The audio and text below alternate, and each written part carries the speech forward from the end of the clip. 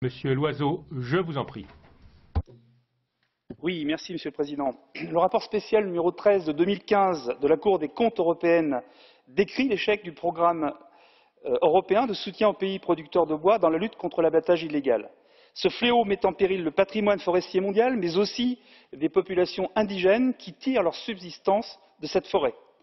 Les raisons de ces abattages illégaux sont diverses. Tout d'abord, en Indonésie, une grande quantité d'arbres est coupée pour laisser place à des plantations qui produiront du papier ou de l'huile de palme, détruisant ainsi la biodiversité. En Amérique du Sud, l'abattage illégal sert l'exportation de ce bois au profit d'organisations, parfois liées aux autorités corrompues, qui veulent s'enrichir, bien sûr, en répondant à la demande de bois sur les marchés internationaux.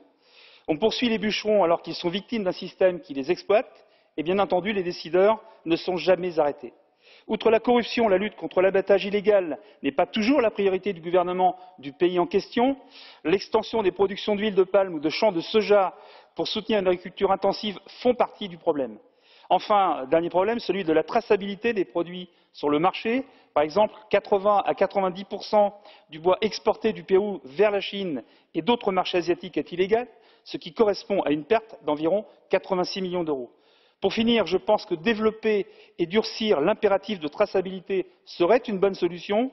Au vu de la complexité du problème, savoir d'où vient le bois et connaître la société d'abattage apparaît évidemment comme une solution crédible et tout à fait envisageable. Je vous remercie.